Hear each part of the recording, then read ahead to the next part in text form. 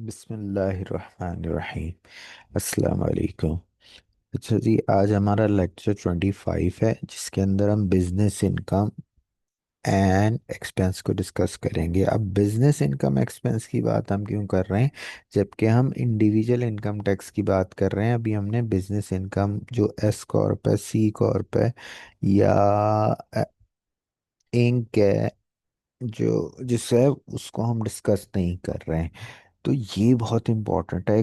यानी कि 80% लोग प्राइवेटली जो काम करते हैं, देखें पाकिस्तान के अंदर लोग इतना टैक्स पे नहीं करते, बट अभी टैक्स रिफॉर्म आए, लोग टैक्स पे करने लगे। अच्छा, बट यूनाइटेड स्टेट्स के अंदर 99% लोग, मोस्टली लोग टैक्स पे करते हैं, और ज़्यादातर जो टैक्स इनकम आती है वो इंडिविजुअल से आती है। कॉर्पोरेट सेक्टर से इतनी नहीं आती क्योंकि इंडिविजुअल ज़्यादा है। अच्छा, जो टैक्स का बर्डन भी है वो सैलरी पर्सन पे ज़्यादा है एज कम्पेयर टू से बिजनेस वालों पे। तो अच्छा जी, सैलरी वहाँ रहने के लिए ज़रूरी है कि बंदा कोई पार्ट टाइम काम करता है। मोस्टली लोग पार्ट टाइम काम कर रहे होते हैं।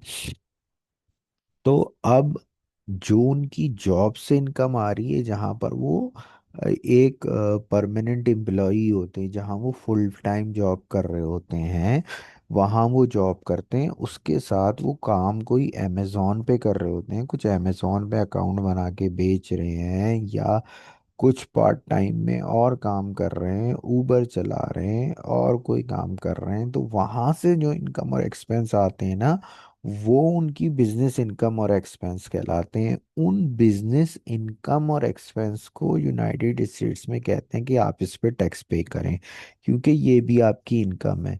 तो जब वो अपना 1040 फॉर्म जमा कराते हैं तो उसमें एक तो वो इनकम जो उनको W2 से हासिल हो रही है, और वो तमाम इनकम जो सोर्सेज मेंशन कर दिए हैं वहां से, उन पे भी आपको टैक्स देना है। और जो आपका बिजनेस प्रॉफिट हो रहा है, जो आप पार्ट टाइम जॉब कर रहे हैं यूनाइटेड स्टेट्स में, उससे जो आ रहा है, उसको उसके ऊपर भी आपको टैक्स देना है। ठीक है।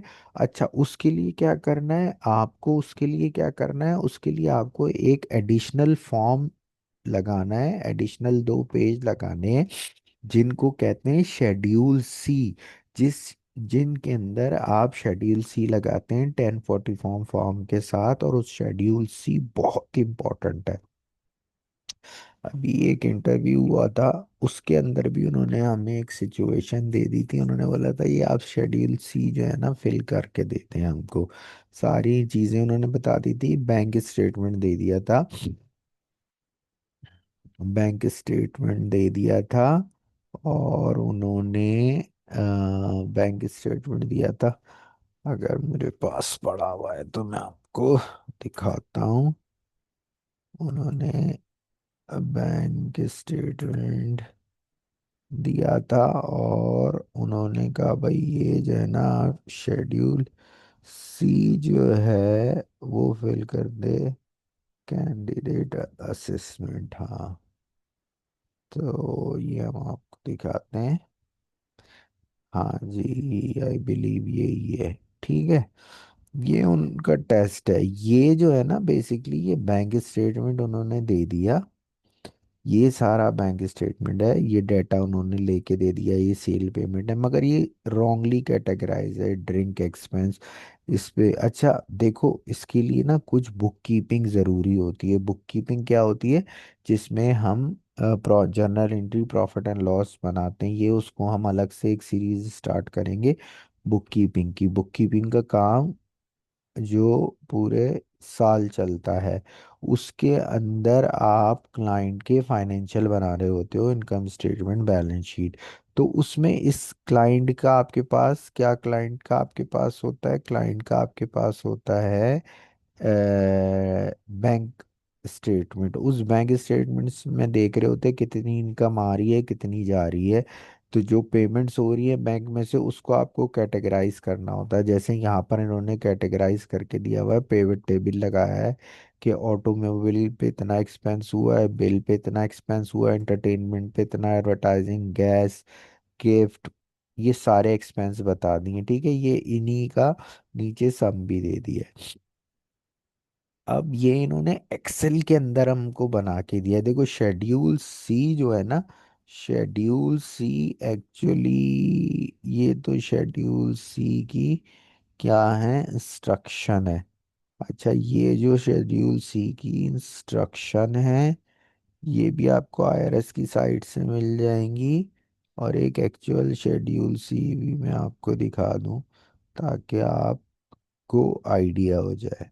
ठीक है, तो उससे आइडिया हो जाएगा कि शेड्यूल सी, ताकि वो बार बार हमें देखना होगा थोड़ा सा। शेड्यूल सी मैंने डाउनलोड तो किया था, तो हम शेड्यूल सी डाउनलोड कर लेते हैं हम।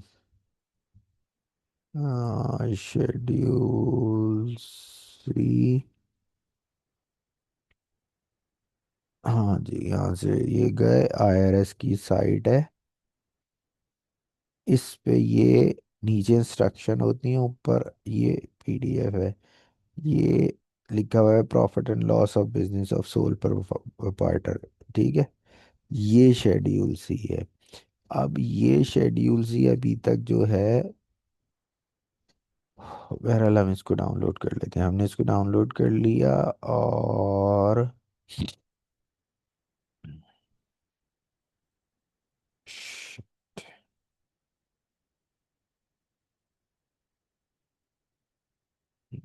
damage, इसके नीचे शेड्यूल्स। ठीक है, ये एक्चुअल शेड्यूल्स, ये profit and loss account for sole proprietor है। ये सारे लोग इसको फिल करेंगे। इसमें अब कॉलम ए में प्रोप्राइटर अपना नाम डालेगा, बिजनेस एड्रेस डालेगा। इसको मुझे एक्सप्लेन करना है आज इसे। और शेड्यूल सी 1040 फॉर्म है। ठीक है, इसकी इंस्ट्रक्शन भी यहीं दी हुई होती हैं। इनको भी आप पढ़ना चाहें कि कैसे होगा, पहले कॉलम में क्या है, इसमें क्या तब्दीलियां हुई हैं, व्हाट इज़ न्यू, इसमें क्या नई बातें अपडेट हुई हैं, ये आप यहाँ से इनकी ऑफिशियल साइट पे जाकर पढ़ सकते हैं। लाइन ए में ये बहुत ज़्यादा डीपली लिखा होता है, ये आप खुद भी जाके चीज़ों को देख सकते हो, और आपको देखना चाहिए। इसी तरह से आपका होगा। लाइन बी में हम क्या लिखते हैं, लाइन सी में हम क्या लिखते हैं, ये सारी चीज़ें इन्होंने फिर इनकम एच, लाइन एच में लाइन वाइज होता है। इसी तरह ये सारी यहाँ पर लाइंस हैं। कहाँ पर लाइंस हैं, शेड्यूल सी में। देखें, ये जो है ना, ए में क्या लिखोगे, यहाँ सोशल सिक्योरिटी लिखेंगे, बी में क्या लिखेंगे, उसका कोड लिखेंगे, फिर पार्ट वन में, पार्ट टू में, ये सारी चीज़ें। अच्छा, मैं आपको बता रहा था, ये बहुत इंपॉर्टेंट है। जैसे अब मैं आपको ये एक्सेल की फाइल दे रहा था कि उसने हमको खुद से बना के बैंक स्टेटमेंट दे दिया, मगर इसमें गलतियां हैं कि ये सेल में जाएगा कि नहीं जाएगा। जैसे ट्रैवल एक्सपेंस है, ये सेल है, ये सेल में डाला भाई, ये गलत है। फिर इसका पेविट टेबल इन्होंने बना के दिया हुआ है ना, इन्होंने पेविट टेबल बना के दिया हुआ है। और एक इन्होंने ये 1099 एनएसी दिया हुआ है। क्योंकि इसकी 1099 एनएसी क्या, कौन सा फॉर्म होता है, ये नॉन एम्प्लॉयमेंट कंपनसेशन होता है।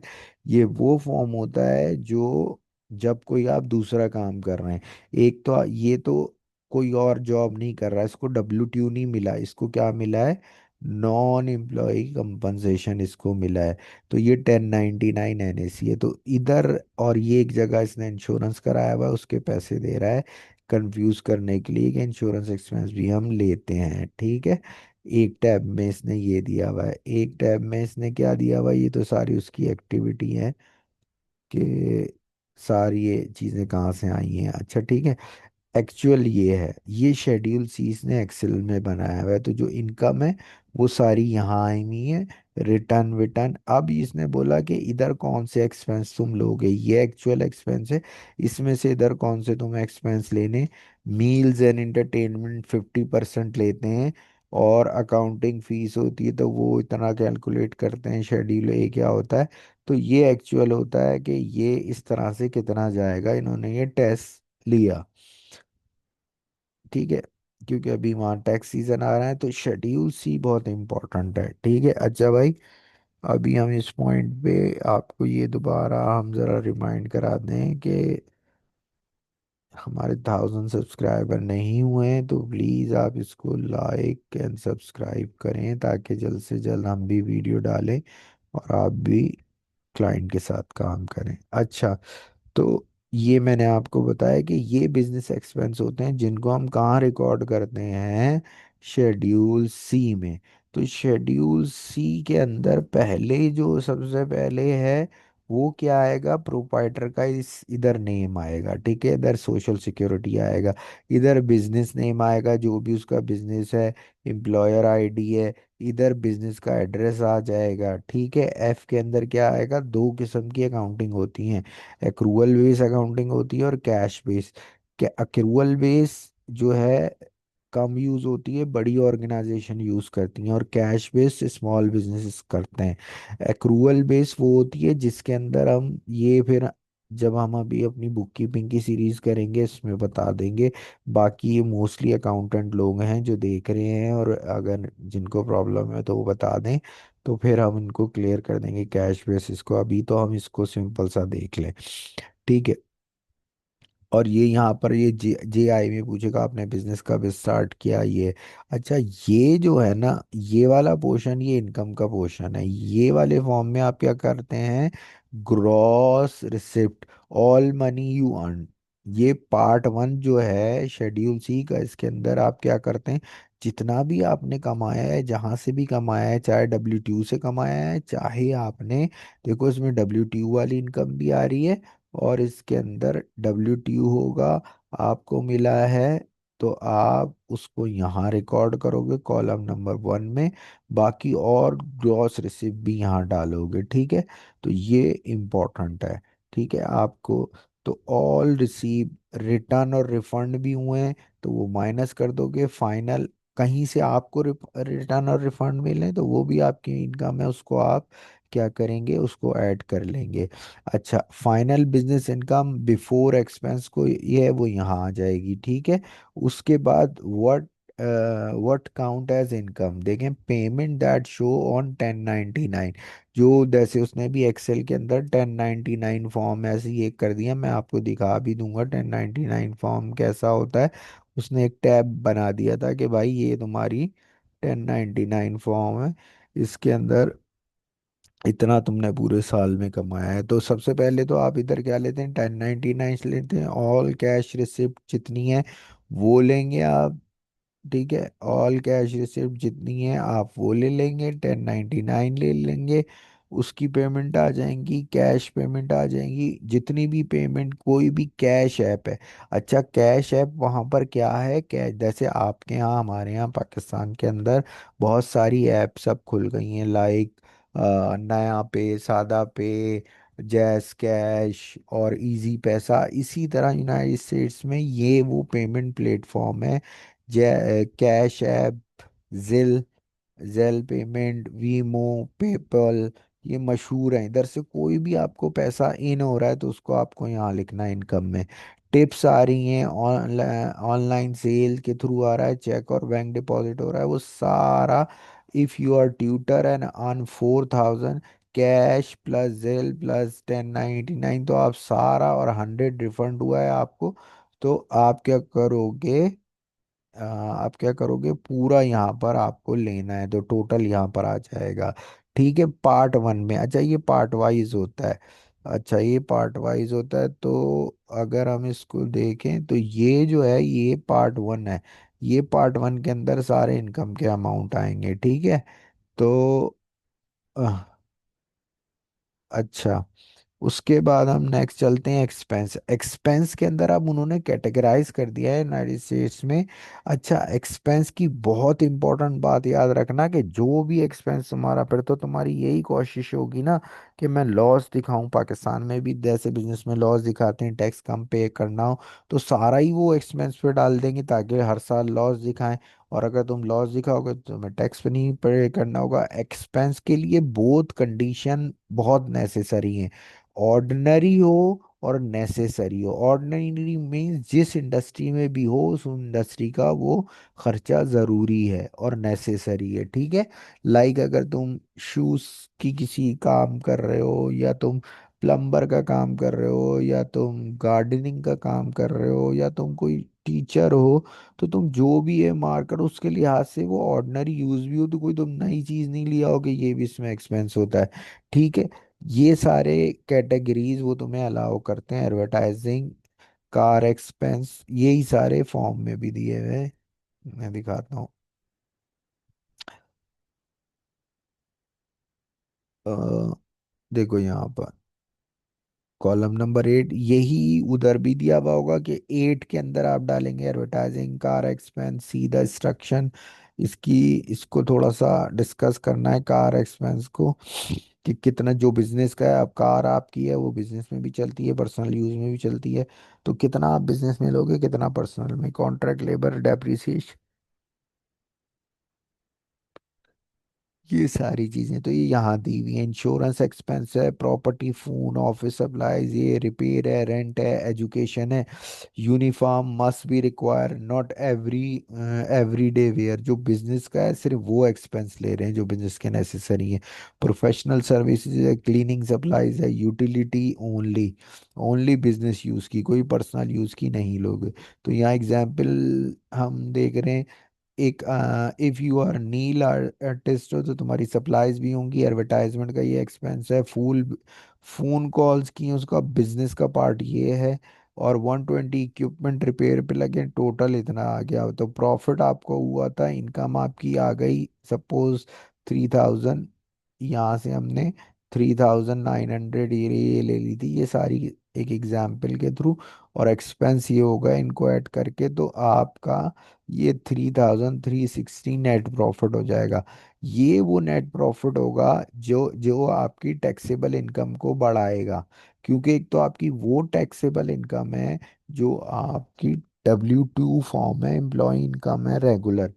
अब ये उसमें जाके ऐड हो जाएगा, तो आपकी टैक्सेबल इनकम आपके प्रॉफिट से जो आप बिजनेस से कमा रहे हो डेफिनेटली इंक्रीज होगी।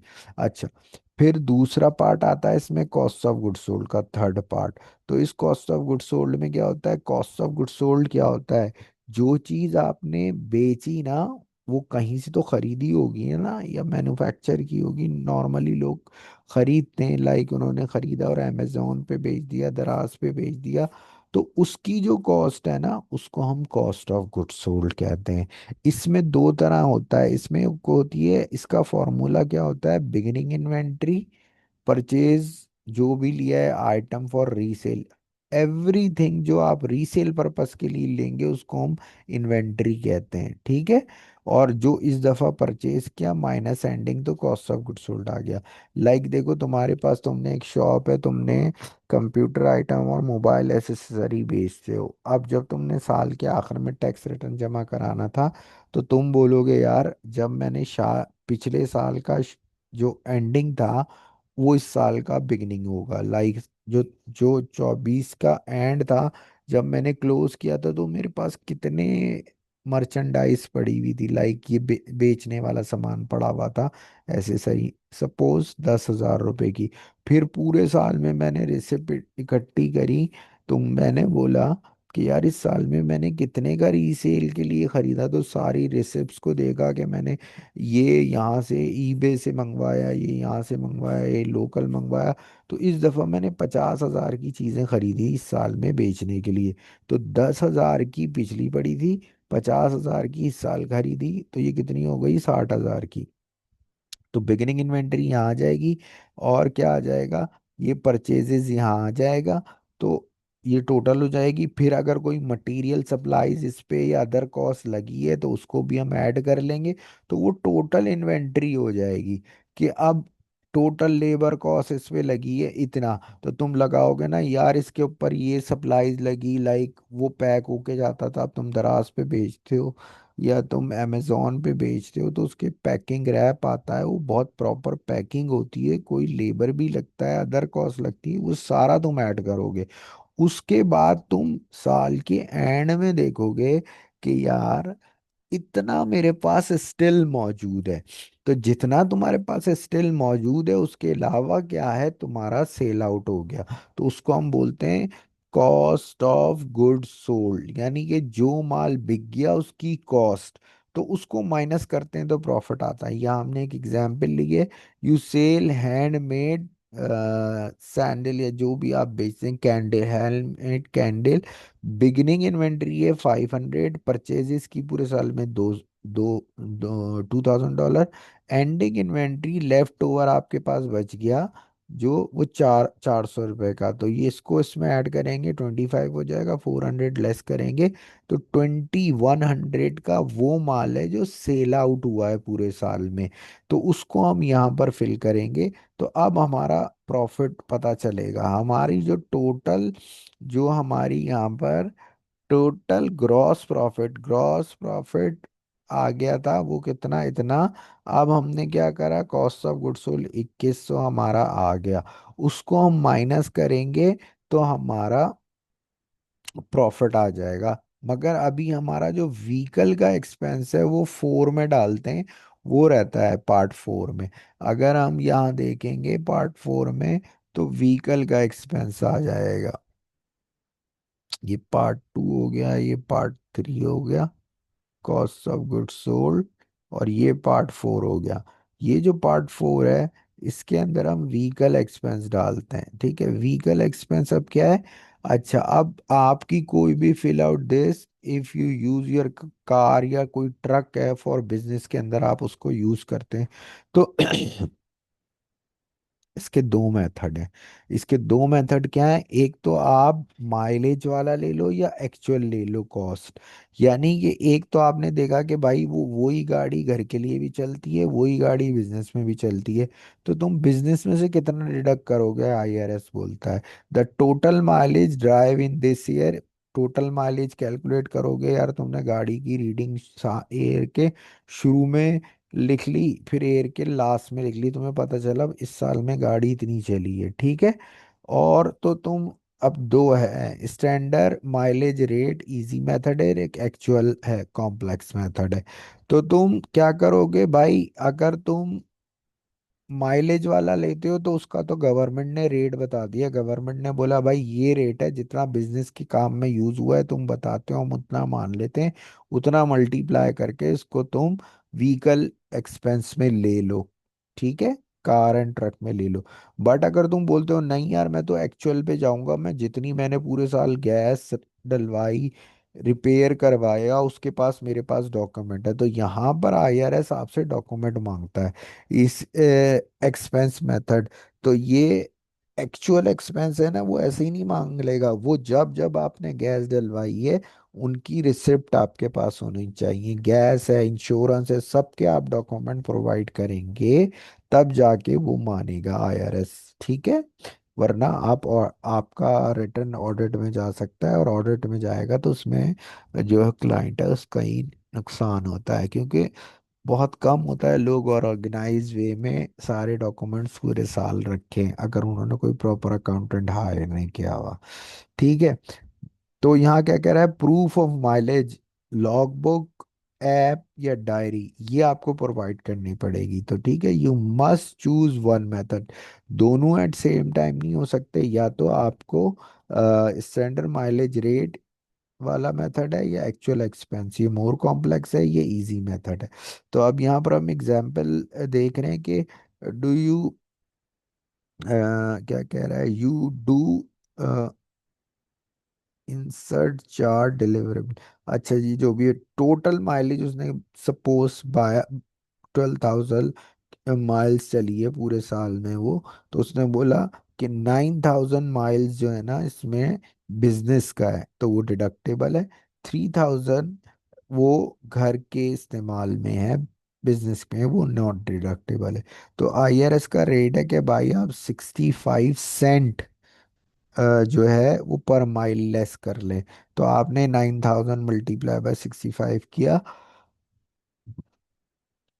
तो आपके पास 5,850 आ गया, वो बोलता है इतना अलाउ है, इसको आप व्हीकल एक्सपेंस में ले लें, करेक्ट। अच्छा, फिर लास्ट के अंदर क्या है, लास्ट के अंदर एक आता है कि जो भी ऊपर नहीं आ रहा उसको आप अदर एक्सपेंस में ले लें। व्हीकल ये हो गया, फिर जो भी ऊपर नहीं आ रहा, कुछ ऐसे एक्सपेंस हैं जो ऊपर मेंशन नहीं है, यहाँ पर सारे मेंशन नहीं है, यहाँ पर अगर हम देखें एडवर्टाइजिंग ये हैं, इतने हैं, सारे मेंशन नहीं है, जो भी नहीं आ रहा तो उसको आप अदर एक्सपेंस में ले लें, ठीक है। तो वो अदर एक्सपेंस है। अदर एक्सपेंस में for expense do not fit in the list categorize in part two के नहीं है। तो फॉर एग्जाम्पल ये उन्होंने बताया, ये आप अदर एक्सपेंस में ले लें। Website hosting, graphic designing, printing cost, social media tool, ठीक है, bank fees, special tool for your trade, cleaning supplies if not already listed, small business expense 25, small business gift 25 पर पैक्स है maximum, उसमें limit लगा दी उसने, बोला ये सारे ऐड कर लो, इसको ये वाले पोर्शन के अंदर आपको ले लेना है ऐड करके, ठीक है। अब हमने क्या करा, इसकी एक एग्जाम्पल क्रिएट कर ली कि भाई जो टोटल इनकम थी वो, putting it together for full example you can run home bakery चला रहे हैं, आपकी इनकम हुई है 12,000 और एक्सपेंस हुए हैं 2,000, ठीक है। इंग्रेडिएंट्स आए और एड्स हुए हैं 200 के, फोन बिजनेस पोर्शन का है, तो टोटल हो गए हैं 2,300, इसको लेस कर लेंगे। कॉस्ट ऑफ गुड्स सोल्ड क्या है, 4,000 की इन्वेंट्री थी, परचेज 15 हुआ, एंडिंग इतना था, साल के शुरू में इतना था, इतना परचेज किया इंग्रेडिएंट वगैरह, तो ये ऐड कर लिया, ये लेस करा, तो कॉस्ट ऑफ गुड्स सोल्ड ये आ गया। सबसे पहले इनकम ये है, उसके बाद एक्सपेंस हमारे, टोटल एक्सपेंस जो हमारे पार्ट टू के हैं वो ये आ गए। फिर पार्ट थ्री से हमारे पास कॉस्ट ऑफ गुड्स सोल्ड आ गया, और बिजनेस माइल्स 1,200 हैं, 1,200 को 65 सेंट से मल्टीप्लाई करेंगे, तो जो कार यूज हुई है उतनी, और अदर में क्या है, वेब होस्टिंग, वेब होस्टिंग इतना है। तो ये सारों को हम ऐड करेंगे, ये यहाँ से ऐड किया हमने, इंग्रेडिएंट्स कितने थे, पार्ट टू के expense 2,300, cost of goods sold कितना था 1,600, कार का एक्सपेंस जो था थर्ड पार्ट का, वो कार एक्सपेंस 7, किधर गया, 780 यहाँ से आया, और 100 अदर एक्सपेंस आया, सबको ऐड कर लिया, तो सारे एक्सपेंस आ गए, टोटल डिडक्शन बोलेंगे 4,780। अब प्रॉफिट आ जाएगा हमारा, जो प्रॉफिट हुआ था, सेल हुई थी, बेसिकली जो अर्न किया था सेल हुई थी, वो 12,000 थी, माइनस 4,780 हमने क्या करा, वो हमारा टोटल डिडक्शन या एक्सपेंस था, लेस करके हमारा ये प्रॉफिट आ गया। This this is what goes to form 1040। Actual तो हमारा है फॉर्म 1040, उस फॉर्म 1040 को अंदर जाएगा, मगर शेड्यूल सी ई, ये क्या है, सेल्फ एम्प्लॉयमेंट टैक्स। अब सेल्फ एम्प्लॉयमेंट टैक्स के अंदर ये वाली इनकम जाएगी। अब सेल्फ एम्प्लॉयमेंट टैक्स क्या है, देखो सेल्फ एम्प्लॉयमेंट टैक्स क्या है, एक टैक्स तो तुम अपने किस पे देते हो, वेजेस पे देते हो, वो सारा सोशल सिक्योरिटी, दो टैक्स देते हो, कि जब तुम्हें वेजेस मिलती है ना, तो वो दो चीजें समटाइम सूटा और फूटा भी कटता है, स्टेट टैक्स और फेडरल टैक्स भी कट रहा होता है। लाइक मेजर चार टैक्स होते हैं, एक सोशल सिक्योरिटी होता है और एक मेडिकेयर होता है। सोशल सिक्योरिटी उनके लिए है जो रिटायर हो गए, जो लोग काम कर रहे हैं यूनाइटेड स्टेट्स में, उनके पैसे कट रहे हैं उन लोगों के लिए, और उनकी आफ्टर जॉब जो मिलेंगे। और मेडिकेयर के लिए उसकी परसेंटेज है, ठीक है। बट समटाइम कुछ स्टेट्स में, 50 स्टेट्स हैं, तो उसमें स्टेट्स का टेस्ट भी कटता है, जिसको स्टेट टैक्स को सूटा और फूटा कहते हैं, फेडरल टैक्स को फूटा कहते हैं और सूटा कहते हैं। अब इसका केस है कि self employment profit, self employment tax and adjustment to the income ब्रेडा, ये एक एग्जाम्पल ले रहे हैं सेल्फ एम्प्लॉयमेंट टैक्स की प्रॉफिट पे। लाइक क्या प्रॉफिट हो गया, कैथरियन ने प्रॉफिट अर्न कर लिया है, हमने सब वो सारा देख लिया, इनकम माइनस एक्सपेंस करके इतना है, इतना प्रॉफिट है, this amount in the income tax is ये अमाउंट इंक्रीज करेगा टैक्सेबल इनकम को, क्योंकि ये प्रॉफिट है ना, अब इस पे भी इनकम टैक्स। ये याद रखना, जो इनकम होती है, जो प्रॉफिट होती है बिजनेस से, अदर बिजनेस से, जो होती है प्रोपाइटर को, तो वो टैक्सेबल इनकम को इंक्रीज करती हैं। तो profit always increase the taxable income. तो अब वो क्या करेगा, नेट अर्निंग फॉर, अच्छा इसका इसका एक फॉर्म है, इसका एक फॉर्म है, वो मैं आपको दिखाता हूँ। आई बिलीव मैंने पहले भी दिखाया होगा, मगर मैं अभी आपको, S E, self employment tax, क्योंकि फॉर्म अब एक जब ये आ जाएगा तो आपको सेल्फ एम्प्लॉयमेंट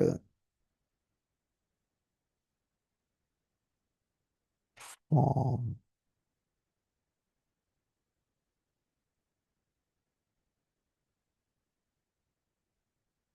अच्छा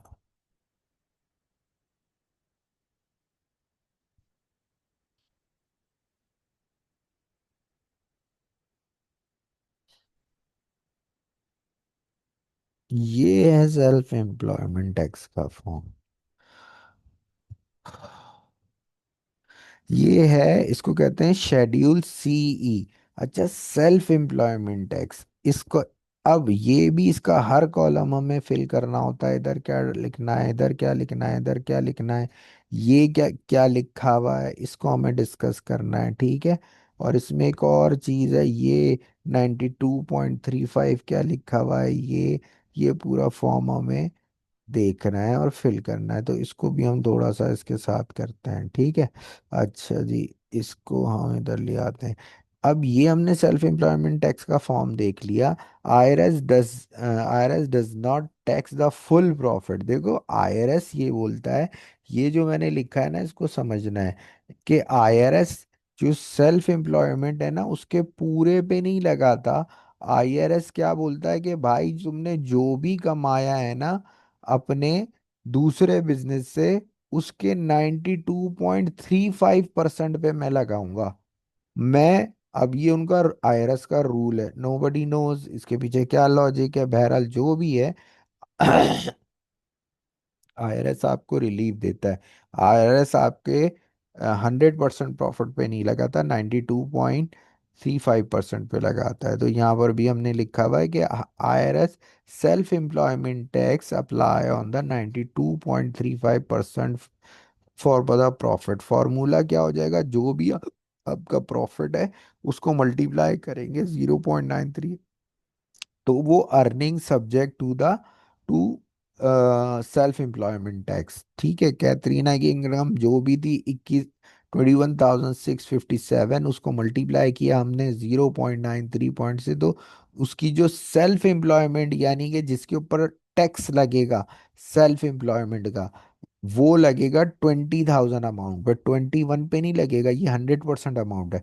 इसमें से उन्होंने को मल्टीप्लाई किया 92.35%, तो ये बन गया 20,000। तो 20,000 are use to calculate self employment tax. अब जो सेल्फ एम्प्लॉयमेंट बंदा होता है, यानी कि जो सेल्फ एम्प्लॉयड होता है, जो अपने जॉब के साथ साथ काम कर रहा है, जो जॉब के ऊपर दे रहा है ना, मेरी बात समझो। जॉब जब आपको, अगर आप कॉरपोरेट सेक्टर में हो, तो जब जब आपको सैलरी मिलती है ना, तो आपका एम्प्लॉयर क्या करता है, आपका एम्प्लॉयर आपको हमारे यहाँ क्या होता है, हमारे यहाँ सोशल सिक्योरिटी नहीं होता, हमारे यहाँ वो होता है, यार उसका ऑफिस है, आई डोंट नो, बहरहाल प्रोविडेंट फंड के साथ ये काटते हैं, तो वो कटता है। मगर यूनाइटेड स्टेट्स के अंदर सोशल सिक्योरिटी, मेडिकेयर और फेडरल टैक्स ये सब कटते हैं, हमारे यहाँ भी होते हैं मगर इम्प्लीमेंट नहीं होते। तो बहरहाल वो परसेंटेज है टोटल की, सेल्फ एम्प्लॉयमेंट टैक्स क्या है, टोटल परसेंटेज है उसकी 15.3%। अब ये 15.3, अच्छा ये ना ब्रेकअप याद रखना। एक दफ़ा इनिशियल टाइम पे मुझसे पूछा था एक इंटरव्यू में, तो मुझे याद नहीं थी, तो मैंने बोला था सर ये याद करने की ज़रूरत नहीं होती, तो बहरहाल वो जॉब नहीं हुई थी, क्लाइंट नहीं मिला था मुझे।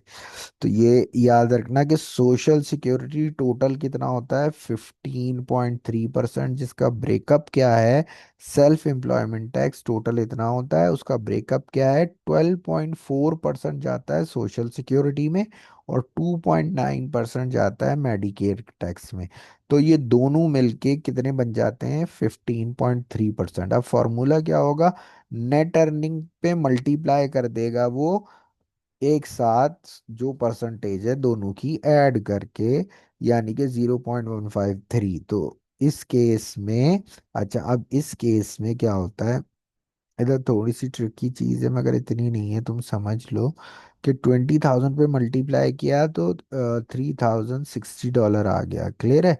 अब ये $3,060, अब मेरी बात सुनो यहाँ पर, देखो, जब जॉब पे होते हो ना तो आधा टैक्स एम्प्लॉयर पे करता है और आधा टैक्स एम्प्लॉई पे करता है सोशल सिक्योरिटी में।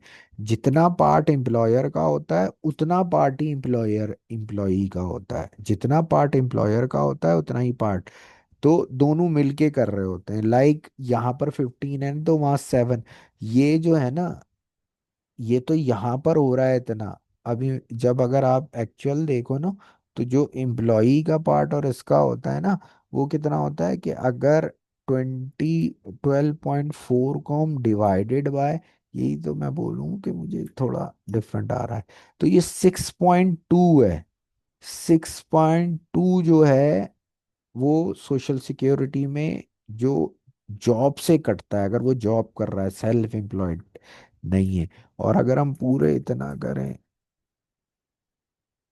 डिवाइड बाय टू, करेक्ट, ये मुझे याद था बट मैंने नहीं, वैसे नहीं मुझे हुआ 6 पॉइंट। ये बात थी, ये तो सेल्फ एम्प्लॉयड है, मगर उसने जो मुझसे क्वेश्चन हुआ था इंटरव्यू में वो ये हुआ था कि एम्प्लॉई का पोर्शन कितना होता है और ये कितना होता है सोशल सिक्योरिटी में। तो बेसिकली जो अभी टोटल दोनों का है ना वो 12.4 है। इस 12.4 को तुम डिवाइड करोगे ना, वैसे तो हम बोलेंगे भाई सोशल सिक्योरिटी और मेडिकेयर टैक्स कटता है 7.65, ठीक है। बट अगर हम इसका भी ब्रेकअप वो पूछे तुमसे कि इसमें से बताओ कि सोशल सिक्योरिटी का एम्प्लॉय कितना पे करता है और मेडिकेयर में एम्प्लॉय कितना पे करता है, तो फिर हमें अलग अलग बताना पड़ेगा। फिर हमें क्या करना पड़ेगा, 12.5 दोनों का है ना, 12.4, 12.4 हम करेंगे डिवाइड बाय टू, तो हम बोलेंगे 6.2 इम्प्लॉई देता है और मेडिकेयर के अंदर 1.45 होगा शायद, क्योंकि मुझे उसके बाद से मैंने इसको याद कर लिया था। 2.9 दोनों पे करते हैं, तो डिवाइड करें अगर इसको 2 से तो 1.45। 6.2 दोबारा मैं याद कर लूँ, 6.2 जो है एम्प्लॉई पे करता है और 6.2 ही एम्प्लॉयर पे करता है सोशल सिक्योरिटी का, और 1.45 मेडिकेयर में एम्प्लॉई और एम्प्लॉयर करता है। वैसे जो टोटल टैक्स होता है वो 15.3 होता है। तो इधर वो, जब हम सेल्फ एम्प्लॉयमेंट की बात कर रहे हैं उसकी, यानी कि कोई आदमी बिजनेस में तो उधर पे कर कर आ रहा है ये टैक्स, तो वो बोल रहा है भाई ये भी तो तुम्हारी इनकम है, ये भी तो तुम कमा रहे हो, इस पे भी हमें टैक्स दो। तो जब तुम इस पे टैक्स अप्लाई करोगे ना तो तुम्हारी अर्निंग कितनी थी, तुम्हारी अर्निंग थी कितनी, 20,000, 20,000 थी। और ये 20,000 जबकि 20,000 नहीं थी, ये रूल भी याद रखना है, तुम्हारा प्रॉफिट ज्यादा था, 21 समथिंग था, मगर तुमने 2165 को, IRS बोलता है भाई तुम इस पे पूरे पे नहीं दो, प्रॉफिट पे कितने दो, 92.35 पे मुझे टैक्स दे दो सेल्फ एम्प्लॉयमेंट। तो मैंने इसका 92.35 लिया तो ये आया करेक्ट। अब वो बोलता है कि इस पे मुझे 15% आप क्या करो, ये तो मैंने तुम्हें रिलीफ दे दिया, अब तुम 15 15.3% इस पे मुझे सोशल सिक्योरिटी और मेडिकेयर का टैक्स दो। तो मैंने क्या करा, इस 20,000 पे 0.153 लगाया, तो मेरा टोटल टैक्स कितना आ गया, 3060। मगर वो बोलता है this 30 is add to the total tax bill, जो तुम्हारा टोटल टैक्स बिल पहले बन रहा था ना इंडिविजुअल का, जो तुम्हारी W2 से इनकम आ रही थी एम्प्लॉयमेंट से, उस इंक्रीज हो जाएगा, ठीक है। मगर यहाँ पर वो आपको बेनिफिट देता है, वो बोलता है कि जो भी सेल्फ एम्प्लॉयमेंट टैक्स बन रहा है ना उसको डिवाइडेड बाय टू कर लो। उसको डिवाइडेड बाय अब टू क्यों करवा रहा है? वो इसलिए करवा रहा है कि देखो जब तुम जॉब करते हो तो जॉब के अंदर एम्प्लॉयर और एम्प्लॉई दोनों कंट्रीब्यूट कर रहे होते हैं। मगर यहाँ तो वो कंट्रीब्यूट नहीं कर रहा, यहाँ तो सिर्फ तुम पूरा 15.3% दे रहे हो। तो वो बोल रहा है भाई तुम इसके अंदर इसको हाफ करो, वो तुम्हारा डिडक्शन बनेगा, ठीक है।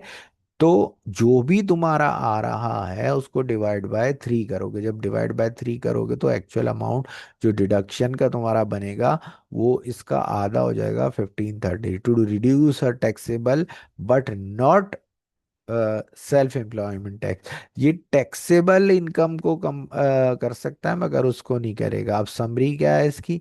समरी ये देखो, टोटल टैक्सेबल इनकम इंक्रीज हुई थी 21,000 से, सही है। फिर उसके ऊपर टैक्सेबल इनकम डिक्रीज हुई है 1530 से, क्योंकि माइनस होगा, ये डिडक्शन है। Here is total tax increase self employ, इससे तो इंक्रीज हुआ था मगर जो उसको डिडक्शन मिलेगी वो कम मिलेगी। थोड़ा सा इसको रिसर्च कर लेना, सर्च कर लेना थोड़ी, तो तुम्हें ये बात क्लियर हो जाएगी। सेल्फ एम्प्लॉयमेंट प्रॉफिट है समरी के अंदर, इजी व्यू के अंदर है 21। अच्छा, नेट अर्निंग फॉर सेल मान लो वो 92.3235 समथिंग, ओके ये हो जाएगा। सेल्फ एम्प्लॉयमेंट टैक्स कितना होगा? ये वो सेल्फ एम्प्लॉयमेंट टैक्स होगा जो इनकम में जाके ऐड होगा, ये फॉर्म फिल होगा इससे, ठीक है। एवरी लाइन, इसकी एवरी लाइन के अंदर क्या पुट करोगे? 92 वाला यहाँ पुट करोगे, फिर डिवाइडेड बाय टू करके W2 से जो इनकम आई है वो यहाँ पुट करोगे। फिर अच्छा जी, अच्छा जी, तो एक्चुअल डिडक्शन जो होगी, half deduction as a tax, वो तुम ये इसका हाफ करके ये कर सकते हो, ठीक है। टैक्स सिनारियो, चलो इसको भी देख लेते हैं। पर्सनल, ये 17 ईयर की हैं, सिंगल हैं, स्टूडेंट है, पेरेंट के साथ रहती हैं, इंडिपेंडेंट कॉन्ट्रैक्टर हैं, ये क्या करते हैं? पेट फीडिंग कराते हैं और डॉग को वॉक कराती हैं। मस्ट फाइल शेड्यूल सी और शेड्यूल SE यानी कि सेल्फ एम्प्लॉयमेंट टैक्स, अगर ये पूरे साल में मोर देन 400 या 400 या $400 से ज़्यादा, 400 या 400 से ज़्यादा अगर अर्न कर रहे हैं तो इनको करना पड़ेगा। तो बिजनेस इनकम इसकी क्या हो जाएगी? पेमेंट फॉर डॉग वॉकिंग और पैट केयर अगर इनकी 1700 है, did not receive NAC, but अगर इनको NOC नहीं भी मिला तो ये शेड्यूल सी में वो बोलता है रिपोर्ट करो, क्योंकि ये अभी 17 ईयर की, 18 की नहीं हुई है। तो अगर इसको NOC नहीं भी मिला तब भी ये इसको शेड्यूल सी में रिपोर्ट करेंगे। अगर इनके एक्सपेंस है, एक्सपेंस क्या है? सप्लाईज हैं डॉग की $40 की, नोटबुक ऑफिस $5 की, एक्सपेंस है 45, तो ये सारे और शेड्यूल सी के टोटल एक्सपेंस आ जाएंगे 45, ठीक है। ये दोनों एक्सपेंस ऐड होकर, तो दीज आर ऑर्डिनरी और necessary for the pet care business. तो वो बोलती हैं जो पेट केयर के लिए यही रूल होता है कि ऑर्डिनरी भी हो और नेसेसरी भी हो, ठीक है। तो ये दोनों अगर मीट होती हैं तो आप इसको ले सकते हैं। तो नेट प्रॉफिट आ जाएगा, इसको पूरे साल में इसने इतना अर्न किया, 45 इसका होता है, इसका नेट प्रॉफिट इतना आ गया। तो शेड्यूल सी के लाइन 31, तो शेड्यूल सी कहाँ चला ये? तो ये शेड्यूल सी की लाइन 31, इधर नेट प्रॉफिट और loss subtract from the above line, यानी कि जो भी प्रॉफिट एंड लॉस है उससे करके इसको लाइन 31 में आप पुट कर दें, ठीक है।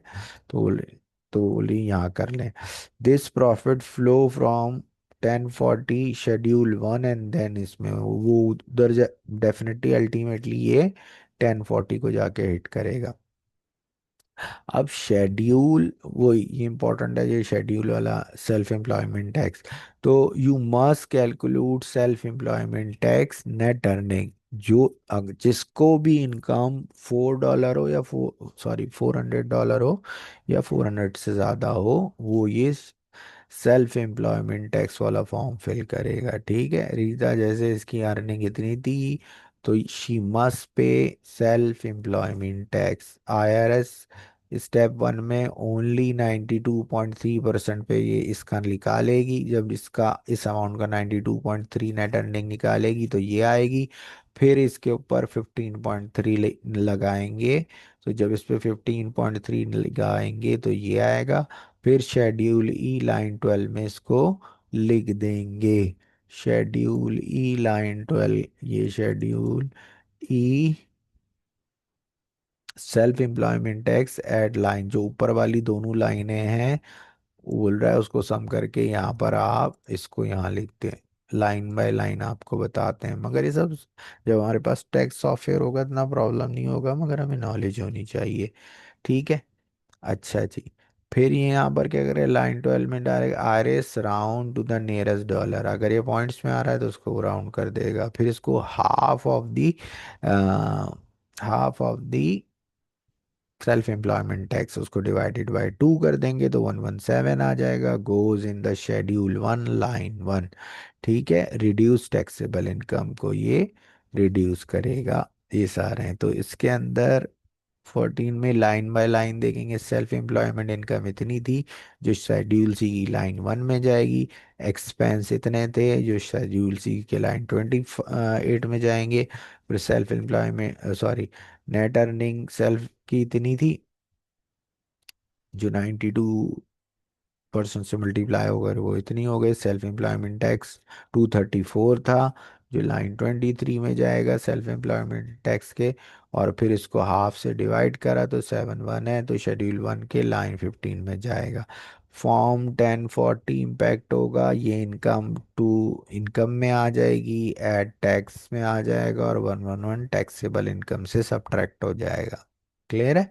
तो फाइनल टैक्स समरी क्या है, फाइनल टैक्स समरी क्या है कि बिजनेस इनकम जो होती है इतनी, बिजनेस एक्सपेंस इतना, नेट प्रॉफिट इतना, इतना इसमें जाएगा, हाफ इसको कर लेंगे, और फिर इसकी टैक्सेबल इनकम कम हो जाएगी। ठीक है। अच्छा एक चीज़ और है, एक चीज़ होती है, आपको मैंने दिखाई नहीं कि सोशल सिक्योरिटी की एक बेस लगा दी है इन्होंने ना। अगर आप सोशल सिक्योरिटी का फॉर्म डाउनलोड करोगे ना तो इसमें ये अमाउंट पहले से लगा हुआ है। ये बेस है, यानी कि मैक्सिमम इस पे सोशल सिक्योरिटी लगेगा। इससे ज़्यादा अगर कोई कमा रहा है तो उस पे नहीं अप्लाई होगा। तो इसको थोड़ा सा समझने की ज़रूरत है, इसलिए मैंने इसको ऐड किया है। What is social security base, line 7, क्योंकि यहाँ ये लाइन 7 के अंदर मेंशन है। ठीक है। Line maximum amount to combined wages and self employment earning subject to social security tax is 6.2% portion और 7.65% इज 2025 ये। देखो, जब W2 मिलता है ना उसके अंदर सोशल मेडिकेयर की कोई लिमिट नहीं है, सोशल सिक्योरिटी इतना है कि मैक्सिमम इतना है। क्योंकि जो ज्यादा कमा रहे हैं तो फिर वो बहुत ज्यादा सोशल सिक्योरिटी दे देंगे, तो वो बोलता है भाई मैक्सिमम आप इतने पे दोगे। तो यहाँ पर क्या कह रहे हैं कि think if social security tax like cap, it can be only filed up to the certain amount of each year. The amount is called social security wage base, इसको हम कहते हैं। In 2025 the maximum amount of income that can be taxed for social security is 176,100. This is not what you earn, this is limit। कमाओ तो चाहे आप कितना कमाओ, आप 1 लाख कमाओ, आप 100,000 कमाओ, 200,000 कमाओ, अर्न करो 300, मगर जो सोशल सिक्योरिटी वो बोलता है ना अप्लाई होगा जो पर्सन, जो सोशल सोशल सिक्योरिटी का कितना परसेंट है इंडिविजुअल का, 6.2, और कंबाइंड का कितना हो जाएगा 12.4। वो जो अप्लाई होगा ना वो मैक्सिमम इस पे होगा, इसके बाद अमाउंट नहीं होगा। Why does this number is exist, social security tax is 12.4 is earning is not charge on the income above of this wages, जो इससे ऊपर है उस पे नहीं अप्लाई होगा। इफ समवन अर्न, कोई पूरे साल में 100,000 अर्न कर रहा है तो उसकी पूरी इनकम पे सोशल सिक्योरिटी अप्लाई होगा। अगर कोई 166 एग्जैक्ट अमाउंट करता है तो उसके भी पूरे सोशल सिक्योरिटी अप्लाई होगा। बट अगर कोई इससे ऊपर जाता है तो फिर सिर्फ किस पे ओनली अप्लाई, फर्स्ट 176,100 पे अप्लाई होगा। और जो rest is not tax for social security, उन्होंने बोला भाई तुम इतनी सोशल सिक्योरिटी पे कर दो, हम नहीं चाहते। अब ये चाहे, होता क्या है कि हर जगह जहाँ पार्लियामेंट में जो लॉ मेकिंग हो रही होती है वहाँ अमीर लोग होते हैं, तो डेफिनेटली वो वही लॉ बनाते हैं और लॉबिंग करते हैं जो उनको सपोर्ट करे। तो लाइक अब एक आदमी की बहुत ज़्यादा इनकम है, बिलीनियर है, मिलीनियर है और बिलीनियर है वो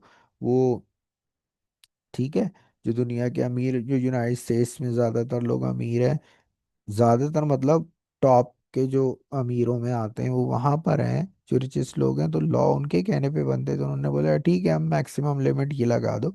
वो लोग सोच रहे हैं, वरना तो उनका सोशल सिक्योरिटी इतना बन जाएगा कि वो बहुत ज्यादा जो उनको होगा, तो वो इस टाइप के लोगों को वो पार्लियामेंट में लाते हैं, तो जो लॉ मेकिंग करते हैं जो उनको बेनिफिट्स दें। Why do you write this number in line 7? The schedule C line 7 is IRS want you to compare कि how much you already paid social security in। अब वो बोल रहा है पहले वो देखेगा कि तुम, अब लाइन 7 कौन से फॉर्म की बात हो रही है, ऑन लाइन 7 क्यों लिखते हैं कि, अब आप इधर देखो लाइन 7 में क्या है। ये लाइन 7 में मैक्सिमम अमाउंट है इसका, और W2 में लाइन 8(1) में सोशल सिक्योरिटी से आप ऑलरेडी कितना पे कर कर आए हुए हो। ठीक है, वो भी यहाँ लिखोगे और इससे तो कंपेयर हो जाएगा पहले ही कितना आपने पे किया हुआ है। ठीक है, तो यहाँ पर क्या है, क्योंकि schedule social line 7 and IRS want to compare how much you already paid, क्योंकि जब जब तुमको सैलरी डिसबर्स होगी, पे चेक मिलेगा, उसमें से सोशल सिक्योरिटी डिडक्ट होकर मिलता है। तो वो क्या करते हैं, पहले से वो कंपेयर करते रहते हैं versus the maximum allow amount is 176। तो वो ये देखना चाहते हैं कि ये वाली कंडीशन मीट हुई है या नहीं हुई है। This help to determine you should, if you should pay full social security, partial social security or no social security if you already reach your maximum limit। Example, if you understand easily, imagine the social security cap held 176, 100 of earning and you already earn 50,000 wages that the job fill part of the cap and full employment income will raise if this cap stop and social security tax stop. अगर वो already इतना पे कर चुका है तो फिर वो नहीं करेगा। समरी क्या है इसकी, कि सोशल सिक्योरिटी वेजेस है the maximum amount of social base wage tax for social security पे कितना लगता है। 2020 की जो आई है, 2025 का जो टैक्स रिटर्न होगा उसकी बेस क्या है, 176,100। Why use to prevent over charging social security. अच्छा, जो लोगों की वेलफेयर की ओवर चार्जिंग है, तो इससे कौन लोग बचेंगे, जो highly highly well richest person है, लाइक वो लोगों के लिए लॉ बनाया गया है। What you are right, always 176। ठीक है, who this effect, higher earner most tax payer don't reach this. देखिए मोस्ट टैक्सपेयर तो इस रीच को पहुंचते ही नहीं है, सिर्फ हायर अर्नर पहुंचते हैं, जो काम है वो बोलते हैं हम नहीं देना चाहते, बस जितना दे रहे हैं उतना ले लो। Ultra simple one sentence, social security wages based on IRS limit, you only pay the social security on your income up to 176,100 and every one must put this number on line 7। अच्छा जी, schedule C explanation with IRS rule. अच्छा, ये almost वही सारी चीज़ें हैं, इसमें कोई नहीं है, मगर के अगर किसी को समझ में और एक्सप्लेन करने के लिए कि जो उसके फॉर्म डी है उसमें नेम आ रहा है IRS रूल के बता दो, और एम्प्लॉयज़ का नाम आ जाएगा। ठीक है, लाइन ई में जैसे ये लाइन है, ये लाइन है क्योंकि ये बहुत इंपॉर्टेंट है।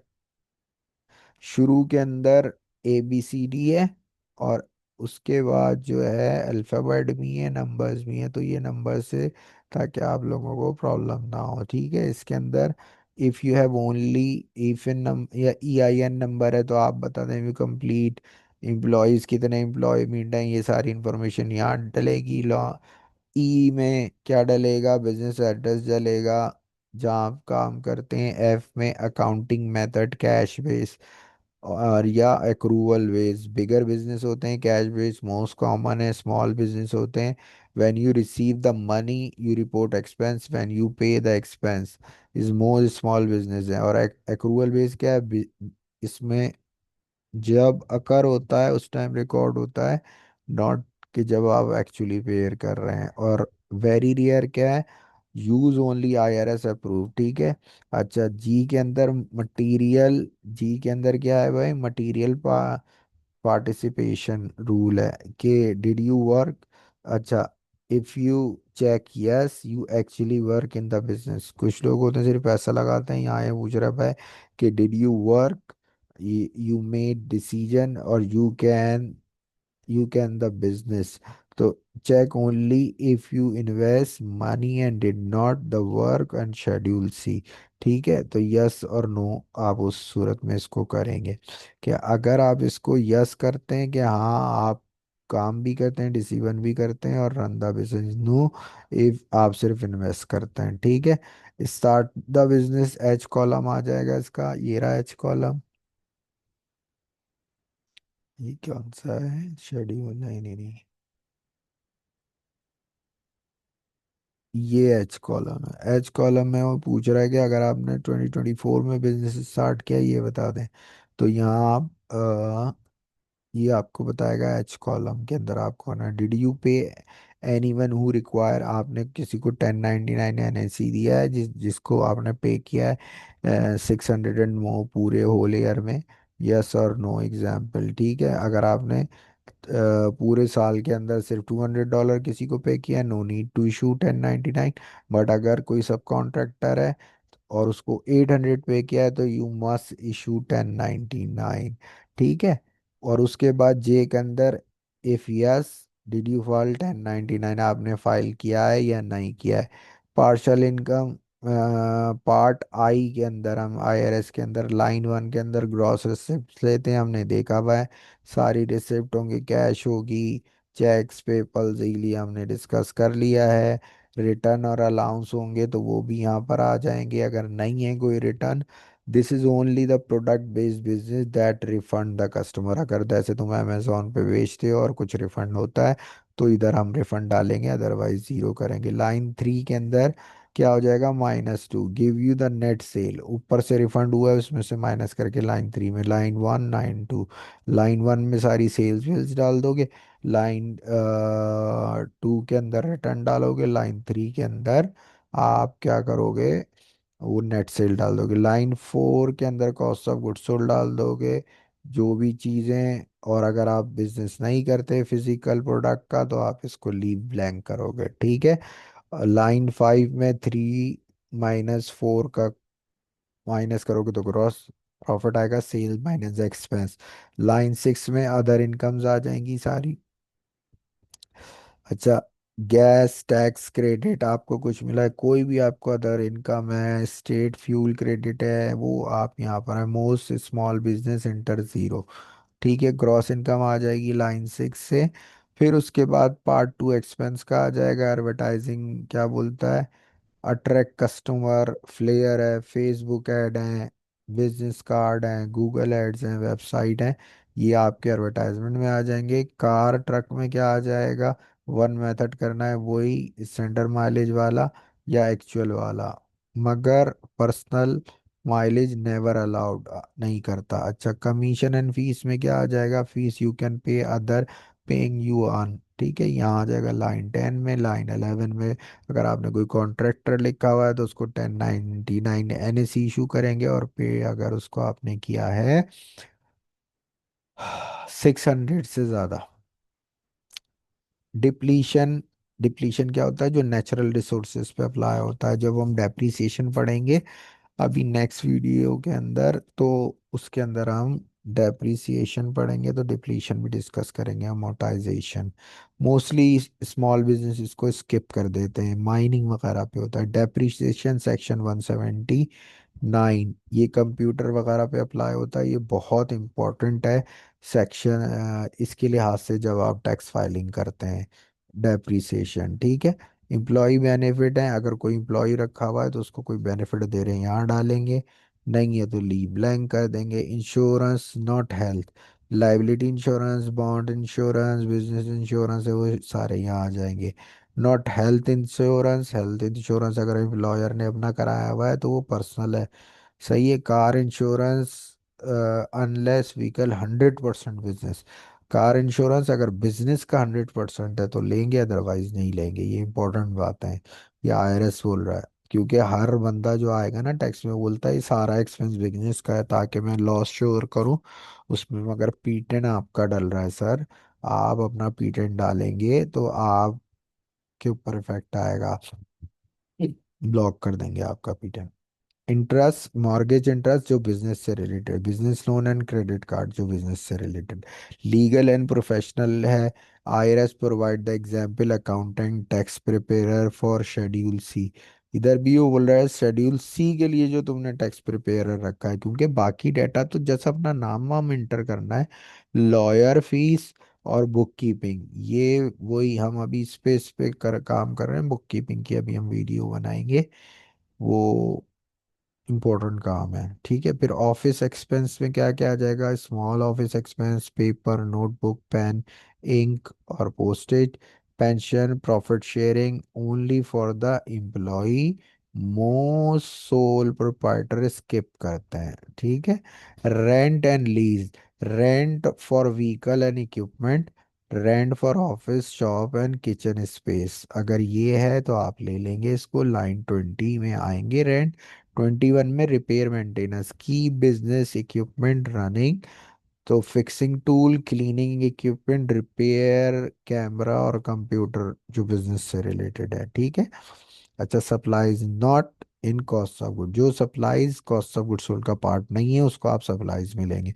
Item use to provide service like pet treat, cleaning supplies, nail supplies, art supply, ठीक है, जो कॉस्ट ऑफ गुड सोल्ड में आ रहे हैं। Tax and licenses, allowable business license, अच्छा बिजनेस लाइसेंस अगर अलाउेबल है तो वो रिन्यू हो रहा है बिजनेस लाइसेंस किसी भी चीज़ का, तो उसको आप टैक्स सेंस लाइसेंस में ले सकते हैं, ठीक है।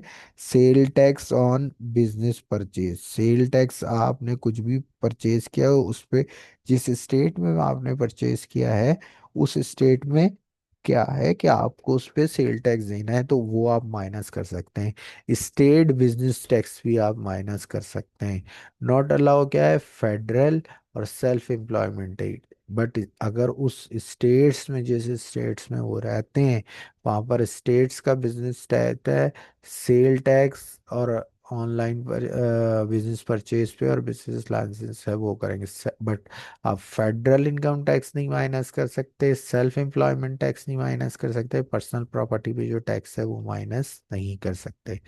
ट्रेवल्स एंड मील, ये सारे ट्रैवल बिजनेस से रिलेटेड होंगे, इसमें ट्रैवल और प्लेन के, होटल, टैक्सी, बस बिजनेस ट्रैवल ओनली एंड मील, ठीक है। मील्स विच इज क्लाइंट और during business travel, IRS rule है 50% डिडक्शन का। बट अगर वो सारा बिजनेस का है तो 100% है, बट अगर क्लाइंट के साथ है मील तो उसके अंदर क्या है, 50% डिडक्शन है। और इधर इधर भी एक कंडीशन आईआरएस ने लगाई है कि इसमें एम्प्लॉय या बिजनेस का कोई भी बंदा साथ होगा, ठीक है। यूटिलिटी क्या है, यूटिलिटी के अंदर बिजनेस पोर्शन का जो भी utility like internet, if you use business के लिए, फोन बिल, बिजनेस पर्सन 0% है। अगर फोन बिल है बिजनेस का तो वो नहीं अलाउ, इलेक्ट्रिसिटी बिजनेस का परसेंटेज ओनली इसके अंदर, अगर बिजनेस के अंदर फोन है आप बोलते हैं 50% ये बिजनेस का है तो आपको अलाउ है। अगर इलेक्ट्रिसिटी बिजनेस की है और वो घर में भी यूज़ हो रही है, होम ऑफिस बनाया हुआ है, तो फिर वो भी वो बोलते हैं कि भाई आप क्या करो, आप जो बिजनेस से रिलेटेड परसेंटेज है वो करो, ठीक है जी।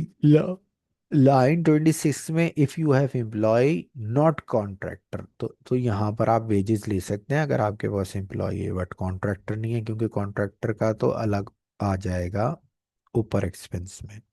ठीक है। अच्छा, अदर एक्सपेंस में क्या है, वेबसाइट होस्टिंग है, कह रहा है anything business related not listed above, हर वो चीज़ जो ऊपर नहीं मेंशन है, यहाँ मेंशन है, तो हम उसको यहाँ से ले लेंगे। ठीक है। तो उसमें क्या आ जाएगा, website hosting, laundry for uniform, ये सारे सॉफ्टवेयर की है, सब्सक्रिप्शन है, बैंक फीस है, ये सारी चीज़ें आ जाएंगी। Energy and efficiency building deduction 27 B में वो लोग चाहते हैं कि इसके लिए फॉर्म हमें देखना पड़ेगा, इसको हम बाद में आगे चल के देखेंगे। इसका एक फॉर्म है 7205, ये उन लोगों के लिए कि वहाँ के लोग चाहते हैं कि लोग जो हैं कन्वर्ट हो जाएं ग्रीन एनर्जी पे, लाइक सोलर पे, जो सोलर लगवाते हैं उसके अगर बिजनेस के खर्चे हैं तो वो यहाँ से माइनस कर लें। 28 में टोटल एक्सपेंस आ जाएगा, ऐड कर लेंगे लाइन 8 से लेकिन लाइन 27 बी तक, यानी कि यहाँ तक सारा। फिर 29 में टेंटेटिव प्रॉफिट आ जाएगा या लॉस आ जाएगा, line 7 gross profit minus line 28, इधर जितना भी अमाउंट आ रहा है। ठीक है। इधर देखो,